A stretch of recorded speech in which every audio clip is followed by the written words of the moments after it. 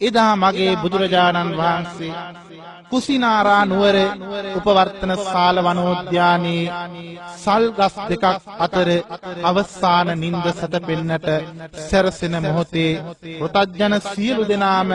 සංවේගයෙන් හඬා වැළපෙනවා. දෙවියන් බඹුන්ගේ මේ සංවේගය බෙදා ගනිද්දී වෙසක් සඳ මෝදු වෙමින් ඊතා දුක්බර ලෙසින්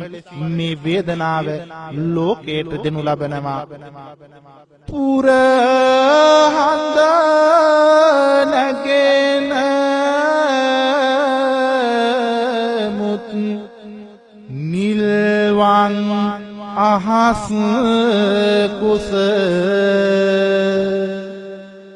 ගලනා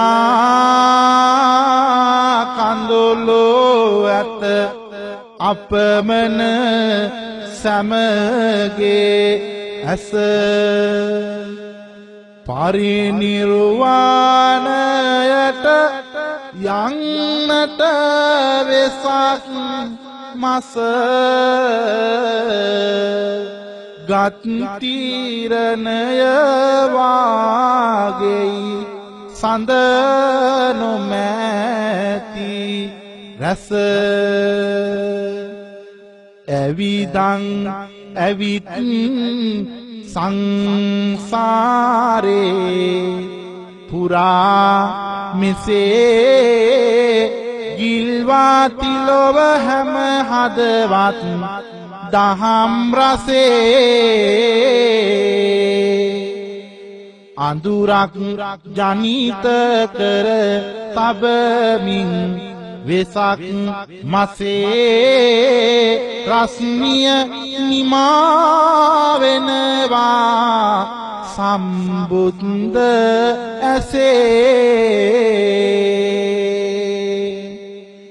ඇති කොට ලෝවේ හැම සිතකම දුක සෝක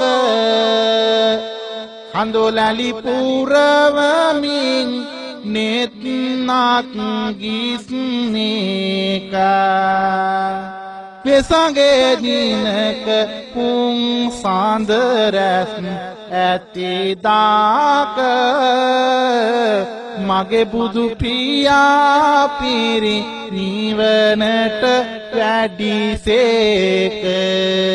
මගේ බුදු පියා පිරි නිවනට වැඩිසේක